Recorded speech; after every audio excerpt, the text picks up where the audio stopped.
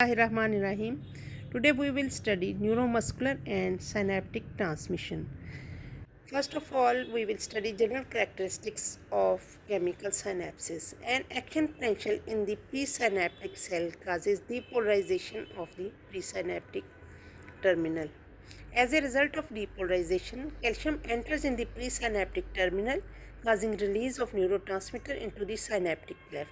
Neurotransmitter diffuses across the synaptic cleft and combines with receptors on the postsynaptic cell membrane, causing a change in its permeability to ions and consequently a change in its membrane potential.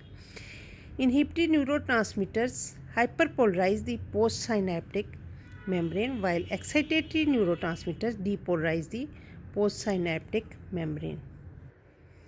Now we will study the nature of neuromuscular junction. What is how it is formed and what is released in the neuromuscular junction and how muscle contraction occurs. Neuromuscular junction is the synapse between axons of motor neurons and skeletal muscle.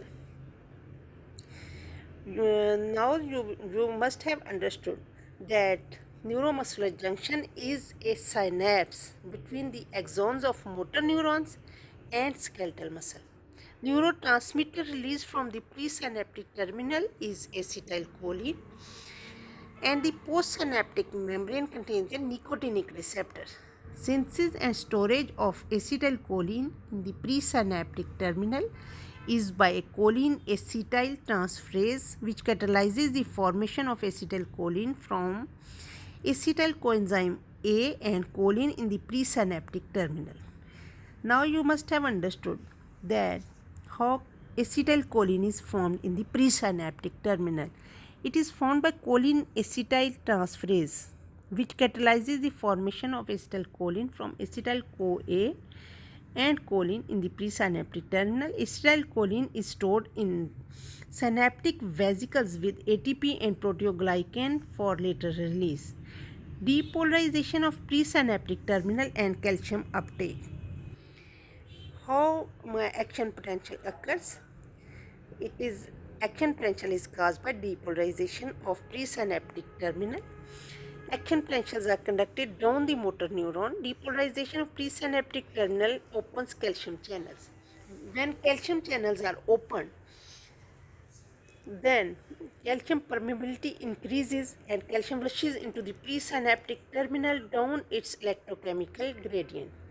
Calcium uptake causes release of acetylcholine into the synaptic cleft. When acetylcholine is released in the synaptic cleft, synaptic vesicles fuse with the plasma membrane and empty their contents into the cleft by exocytosis. Diffusion of acetylcholine to the postsynaptic membrane, muscle and plate, and binding of acetylcholine to nicotinic receptors.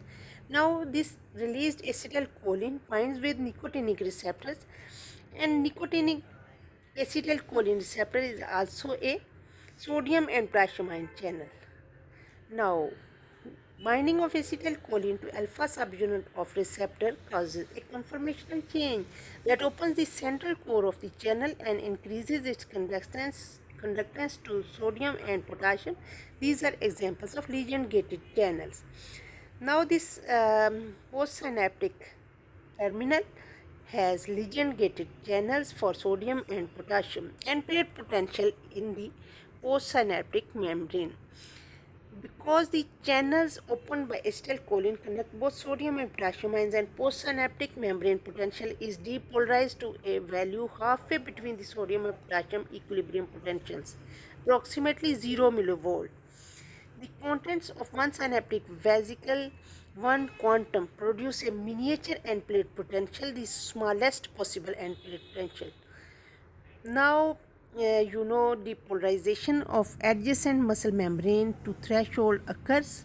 Once the end plate region is depolarized, local currents cause depolarization and action potential in the adjacent muscle tissue. Action potentials in the muscle are followed by contraction, and so this is how contraction in the muscle occurs. Degradation of acetylcholine End plate potential is transient because acetylcholine is degraded to acetyl-CoA and choline by acetylcholine esterase on the muscle end plate. Now we will learn how this which agents are causing neuromuscular, affecting the neuromuscular transmission and also blockers of neuromuscular transmission. Botulinum toxin, curare poisoning, neostigmine and hemicolinium. What is their action? First of all, we will study botulinum toxin. It blocks the release of acetylcholine from presynaptic terminal, and this causes on neuromuscular transmission total blockade. Causes botulinum toxin blocks release of acetylcholine. Curare competes with acetylcholine for receptors on motor end plate and so decreases size of end plate potential and causes paralysis of respiratory muscles and death.